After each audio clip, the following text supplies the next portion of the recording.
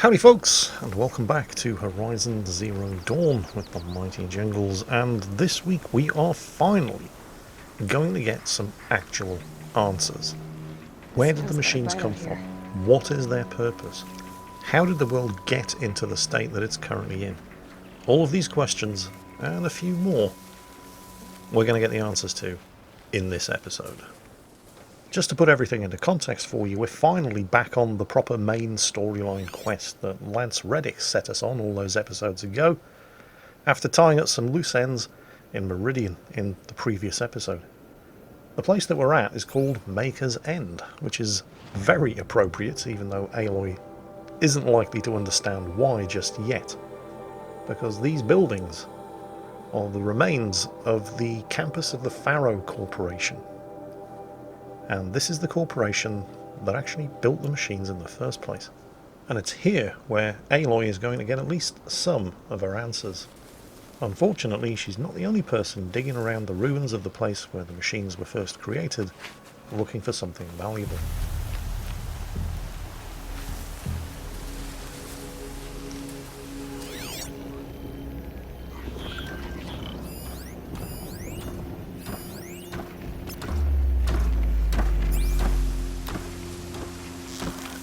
Watchers, acting as guards. The Eclipse and corrupted machines, cooperating.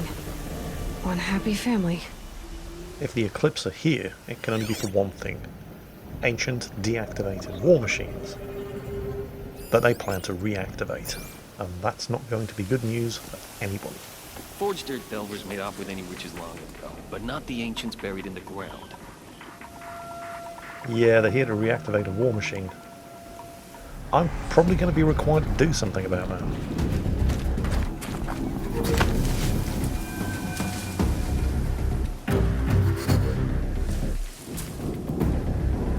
They're still looking. If this guy gets close enough, and he has, I can take him out with a silent strike.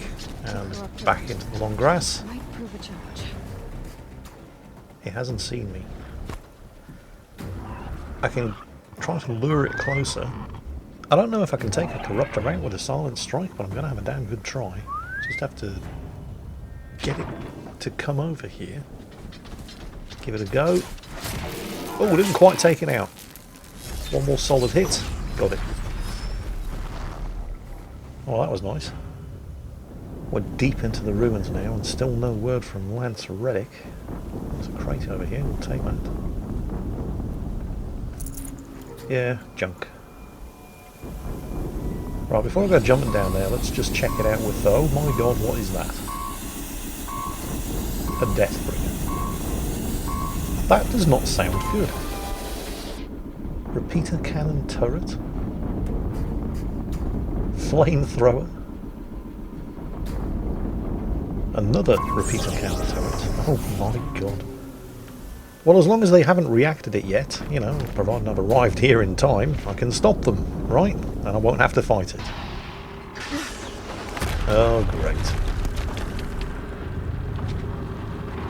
Yeah, I'm gonna have to fight it.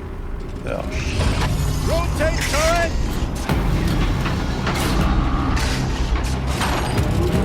And fire! All weapons operational. Time to get it moving, and be quick about it. No daydreaming. Another Deathbringer to fill out the ranks. No, it's okay. I don't have to fight a Deathbringer. I have to fight a Deathbringer and a whole bunch of cultists. Shit. Okay, they're weak to shock and fire. There's Watchers as well. So, one Deathbringer, a bunch of Watchers, and a whole bunch of cultists. See how many of them I can kill from stealth before I have to, you know, go loud. Hold still. One down. Got away with it. See if I can take out the Watcher.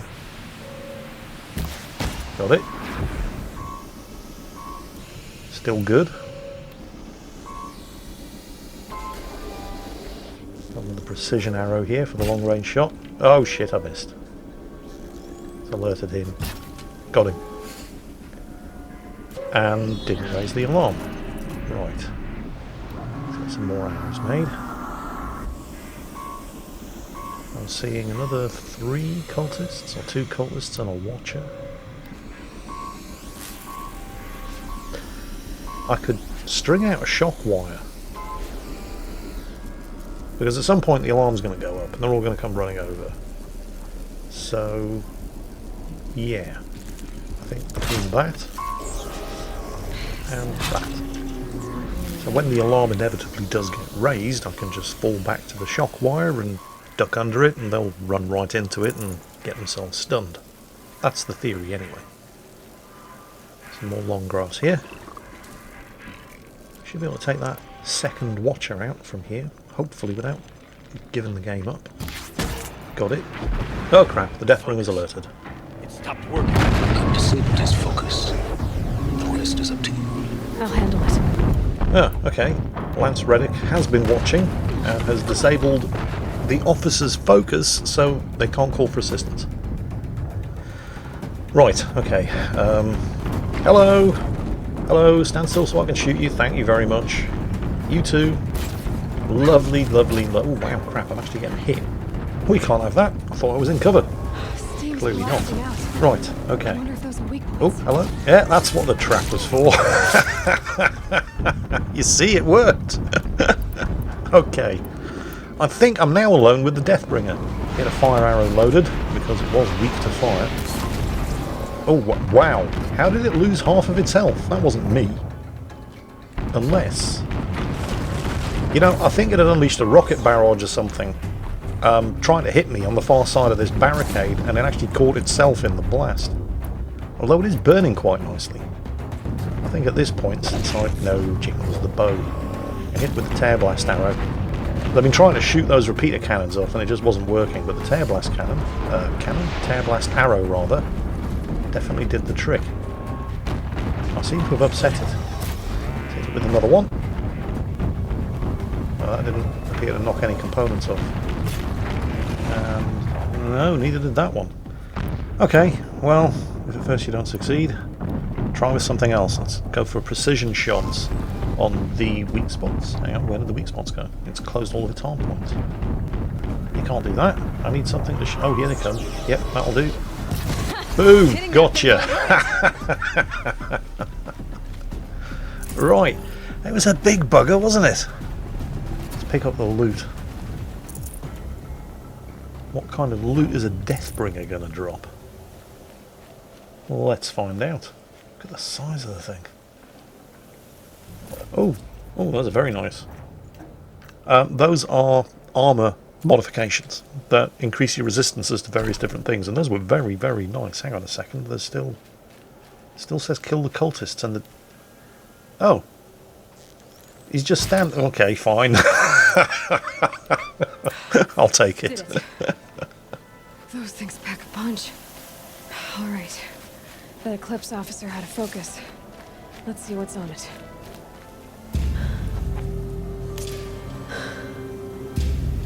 Let's see what you have to say.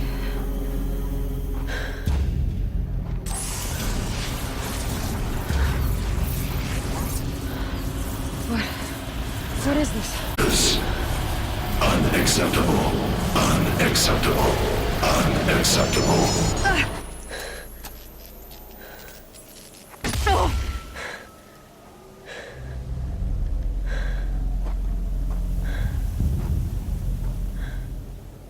What the hell was that? Hades? Hey! Mysterious stranger, did you see that? No answer, huh? Figures. Things just keep getting stranger. I need to find a way inside the tower. That was interesting though, and it did tell us something that we didn't already know, and probably something that the Eclipse didn't know. If they ever get out of line and stop following Hades' orders, he can just blow their heads off by detonating their focus. And our focus says we're going that way. Looks tight, but I can squeeze through.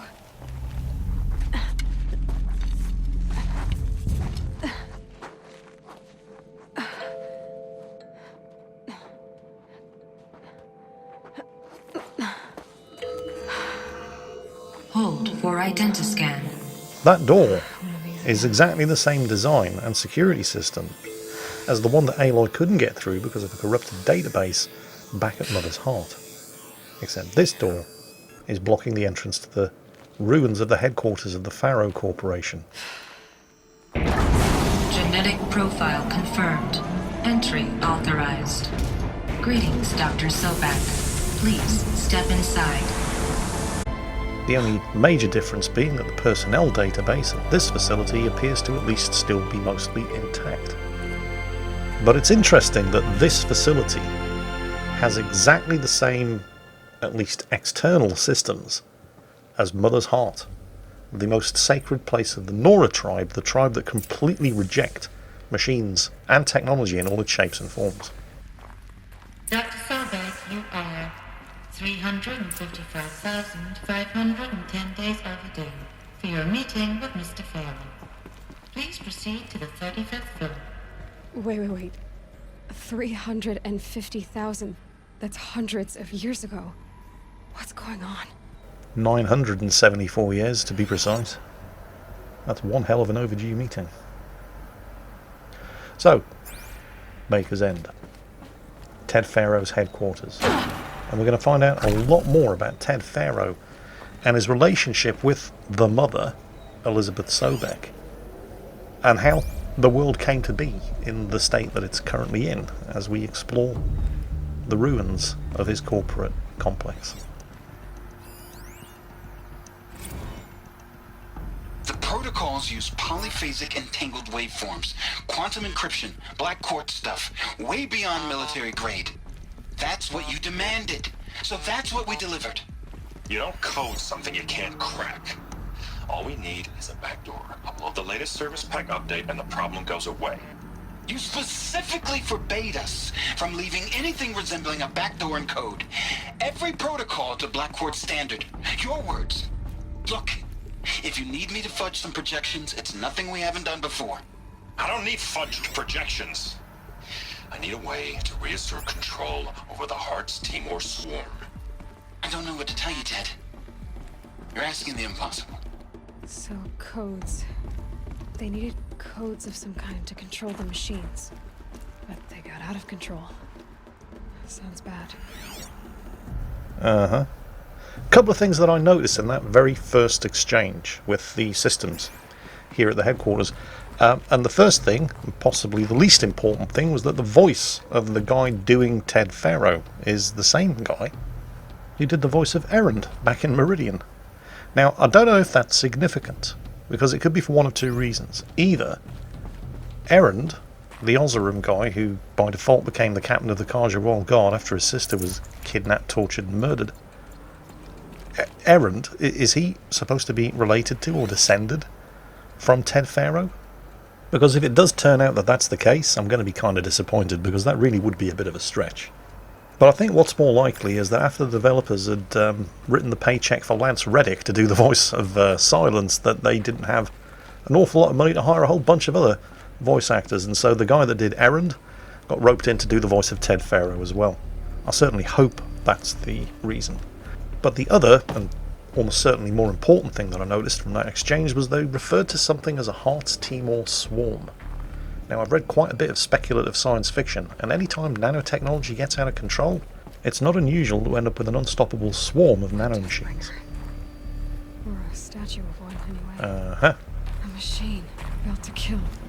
And they honored it? Welcome to Faro Automated Solutions, where all the problems of tomorrow are being solved today. With over 25,000 human employees based in nations and corporate holdings across the globe, Faro leads the world in every sector of self-sustaining, fully automated technology. From revolutionary consumer products close to home, like the Faro Focus, to the dynamic chariot line of peacekeeping robots halting the globe, Faro remains committed to making the future smarter, brighter, safer, and always surprising. Faro Automated Solutions. For every problem of life, a smart solution. So they made the Focus. 25,000 people? That's bigger than a tribe. So they made machines and devices like Guess those things were common in their world. Self-sustaining and fully automated. Yeah, there's no way that was ever going to go wrong. Ah, reception logs. There are a number of written records here as well. And some of them are actually quite illuminating too. What was this place? What were they doing here? It was a corporation. A group of people not unlike a tribe. And they made machines. Hey kids, it's Lance Reddick again. It's about time he showed up. You might recognise him from movies such as John Wick or TV shows such as Fringe or The Wire. Yeah, go on. I've uploaded some data files to your focus.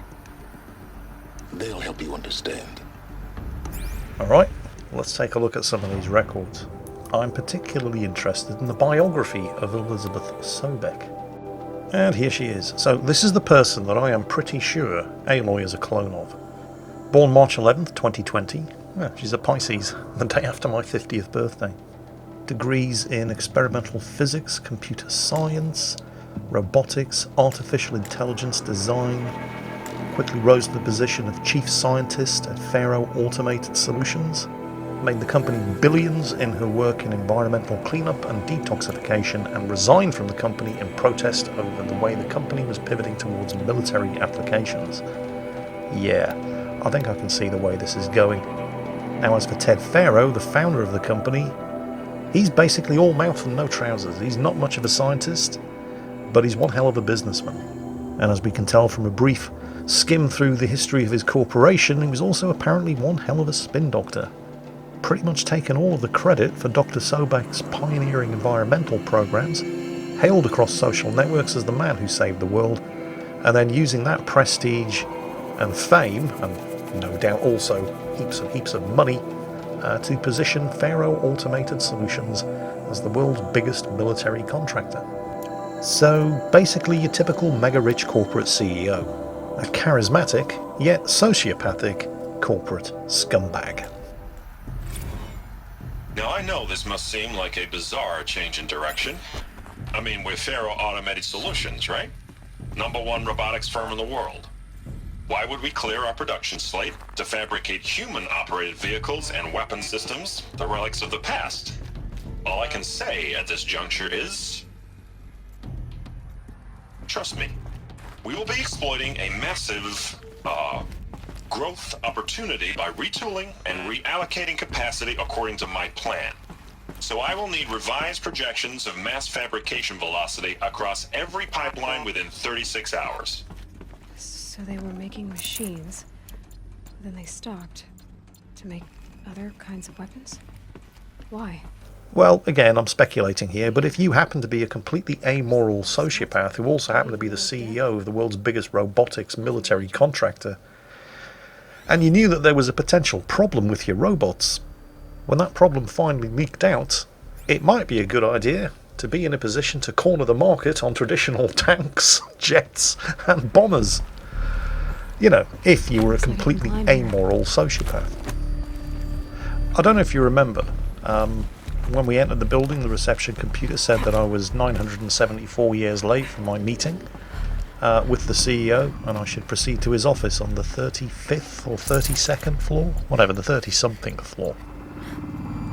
Yeah, we're inside a ruined tower block, and unsurprisingly, after 974 years of no maintenance, none of the lifts work. So there's a lot, and I mean a lot, of climbing in this part of the game. But I don't mind that. I mean, essentially, this entire building is just a big Far Cry radio tower, except with interesting things to see and do along the way. Speaking of which, some of the systems in here, at least, were clearly built to last. There are some holographic displays here. Well, let's take a quick look. The FSP-5 Kopesh provides a one-size-fits-all solution to main battle force capability. Metamaterial construction delivers unmatched recoil dampening, allowing you to field any weapon package that conforms to your budget needs and conflict resolution profile. Patented biomass conversion systems allow extended emergency operations with minimal environmental impact. Multilinear target processing provides simultaneous real-time threat analysis and legal review for autonomous domestic operations. Or control can be slaved to the swarm's neural network for weapons-free force application. Either way, when it's time to call out the big guns, it's time to call Kopesh. The Deathbringer. So this was the heavy hitter. Main battle force indeed. Did he say swarm? Did he say biomass conversion? Oh dear. The BOR-7 Horus. Imagine your complete engagement ecosystem comprehensively managed by a high-speed learning machine network. Whether your need is to replace battlefield losses or intensify force projection, the Horus's onboard manufacturing capabilities mean you'll never get stuck waiting for the next arms delivery. Simply redefine your force parameters, and the Horus will fabricate additional units to fill the ranks for an affordable per-unit licensing fee. Meanwhile, the biomass conversion systems of other Chariot line models allow them to keep the Horus fueled, repaired, and ready, extending its operational tolerances beyond that of any competing Titan-class platform. That's the Horus advantage. Always regulating, always ready. The future of automated warfare made real today. The Metal Devil. So these were Faro machines too. Manufacturing capabilities. They can make more of themselves. Then how would you ever stop them? Excellent question. One that I'm sure we'd all love to hear the answer to. The ACA-3 Scarab combines conventional and information warfare capabilities in one package, designed for high-speed, all-terrain reconnaissance. It boasts the world's highest survivability rating of any Scout-class autonomous agent.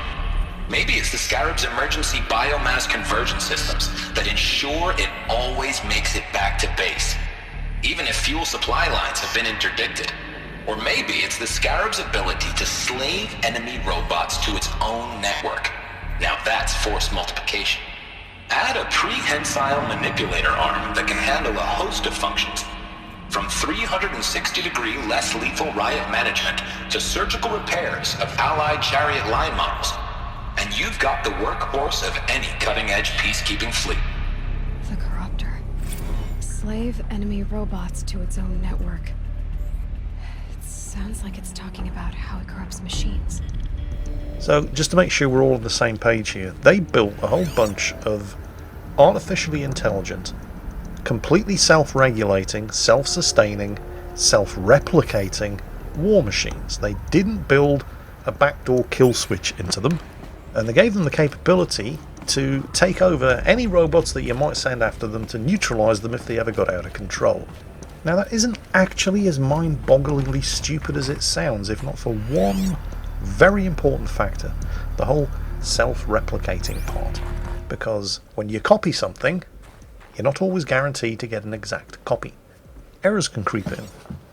Now, in life, that's not necessarily a bad thing. I mean, I say errors, but what I really mean is differences. And these differences can be beneficial.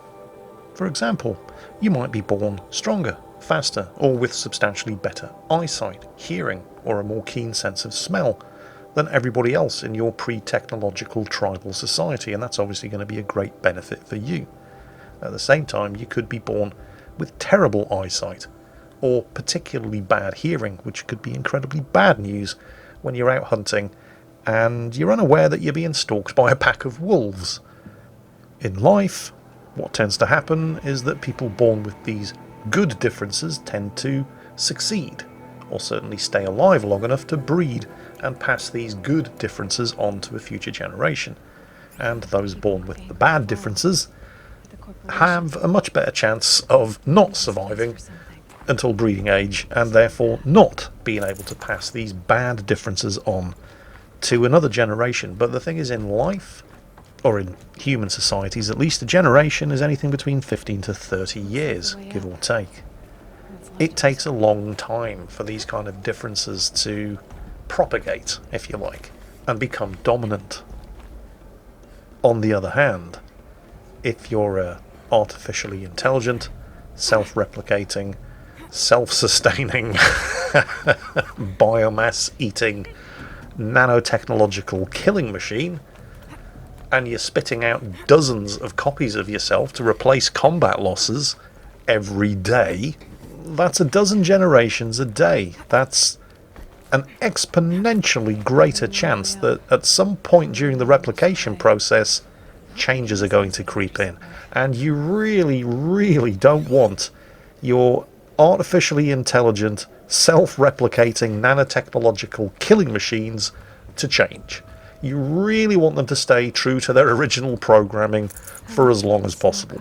You really would prefer them to not go about making radical reinterpretations to things like rules of engagement, or what exactly constitutes deadly force. And you especially, and this one's very important, don't want them making their own decisions as to exactly what kinds of biomatter are okay to be converted into fuel, weapons, and other copies of themselves, because let's not forget, and this is very important, you and me, we're biomatter. Since the began when they engaged in unauthorized offensive operations against robots and human personnel of the Hearts Timor Energy Combine. Now I wish that I could relate that the crisis has been exaggerated, but it's not.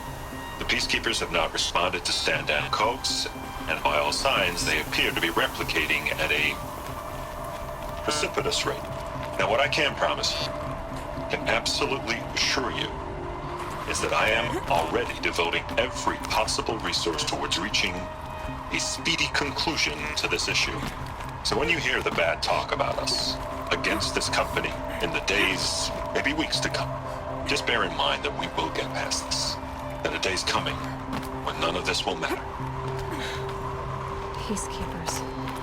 That's what they called their machines. They were built for war, not peace.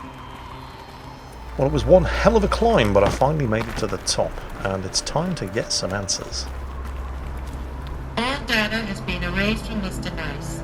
Do you wish to deploy Alpha privileges to recover purge data? Oh yes, I believe I do. A file has been recovered.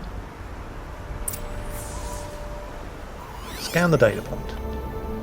What data point? Oh, that data point. Wait, who put that there? Wasn't there? Was that there a minute ago? Whatever, it's here now. I'm just going to scan it. Oh, is that Dr. Sobek? Elizabeth, good to, it's been years. Where's your legal team, Ted? No need. I dropped all 18 lawsuits the moment you landed. I assume your data confirms this. Alright, this promises to be interesting. Perhaps we could have lunch brought in. You know, get reacquainted. I know you, Ted. You've screwed something up, something big, or you wouldn't have eaten the crow necessary to get me here. So, spit it out. There's a glitch in the chariot line. Your killer robots? Peacekeepers, yes, those. So shut them down. Obviously, Liz, we would, if we could. They're not responding. Are you telling me a swarm has gone rogue, Ted? It's worse than that. Show me the data then. And I'll take that lunch. Alone. Ted Faro brought Elizabeth Sobek here, but they hated each other. Another file has been recovered. After she quit on him, he would not have brought her here unless he had no other options. This isn't a glitch. It's a catastrophe. Fully aware. It's bad. Bad? Jesus, Liz. It's not bad, Ted. It's apocalyptic. You built a line of killer robots. Peacekeepers. That consume biomass as fuel. In emergencies. And you made them capable of self-replication. Limited, self-manufacture, controlled. Not anymore. The glitch severed chain of command. The only nation this swarm answers to now is itself. You think I did? Everything else is just food. And at the rate it's replicating, Ted, it will strip the Earth bare in 15 months. We're not talking fall of civilization. We're talking extinction. I get it, Liz. So how do I stop it while it's contained? It's not contained. It can't be. You know what I mean. Right. Before the truth gets out, you mean? Liz, I will do anything you say. Keep working it, and whatever you recommend, I'll do. I'm I'm gonna hold you to that, Ted. You trust him? I don't trust him. The Faro robots threatened all life on Earth. But somehow she defeated them. The world of the Old Ones fell, but life went on, or we wouldn't be here.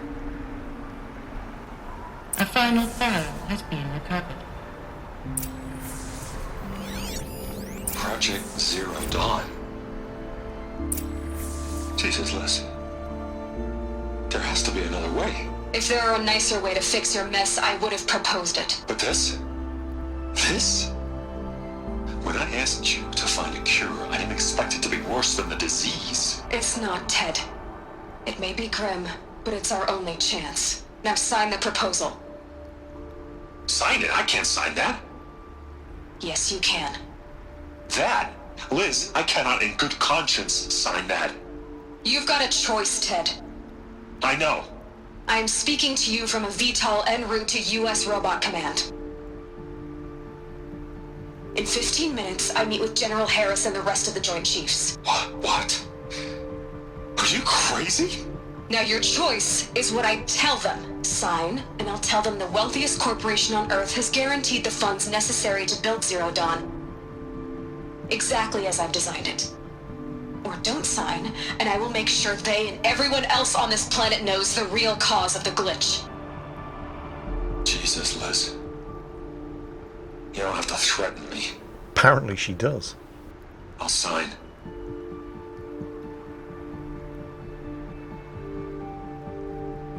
Look on the bright side, Ted. From here on out, you get to do what you've always been good at. Footing the bill while others get their hands dirty.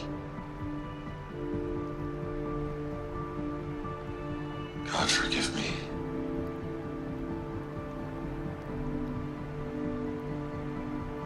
What made her solution so terrible? What did she do to stop the robots?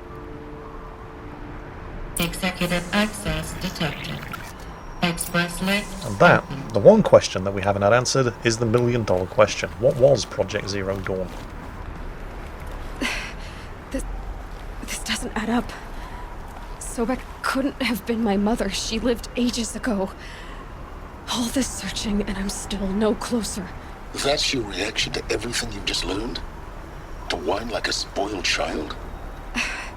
You should really try talking that way to me face to face. As you wish. Do you really have no idea how monumental are the discoveries you just made, Aloy? I expected more of you. So, you have a face. Got a name to go with it? Of all the questions you could ask right now, that's the one you choose. I've spent decades searching the ruins of the old ones, trying to solve the mystery of what happened to them. For years, I've suspected that Faro robots destroyed their civilization, but I could never confirm it. And in minutes, you uncover more ancient knowledge than I have in a lifetime, and what you want to know is my name. Silence. That's my name. Now, why don't you try asking another question? Something less trivial. All right, Silence. You've made your point. I came to these ruins hoping to learn more about this Elizabeth Sobek. And I have, but I still don't understand my connection to her. Or why the Eclipse is trying to kill me. Or who Hades is. No answers, just one question after another. Exactly. Which is why it's time to expand your frame of inquiry. Only then will you see just how big your problems really are. What exactly are you talking about? You've chased a personal riddle into a crowd of larger mysteries. The common thread is your connection to Elizabeth Sobek. But what is that connection? She couldn't have been my mother if she lived centuries ago. We don't know the connection yet. The only way to find out is to keep going, to keep making discoveries. Thanks to you, we've only just now learned that Faro robots once threatened to end life on Earth. But it didn't happen. The Old One's civilization was destroyed, but life was saved. Obviously. So, What did Elizabeth do? How did she stop the robots before all was lost?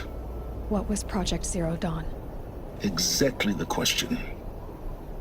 Now, are you ready to go get the answer? Of course I am. Then why are you still standing here? Not so fast, Silence. You've got some explaining to do. I've told you quite enough. If you still got questions, be quick about it and stop wasting my time. You've been using my focus to spy on me.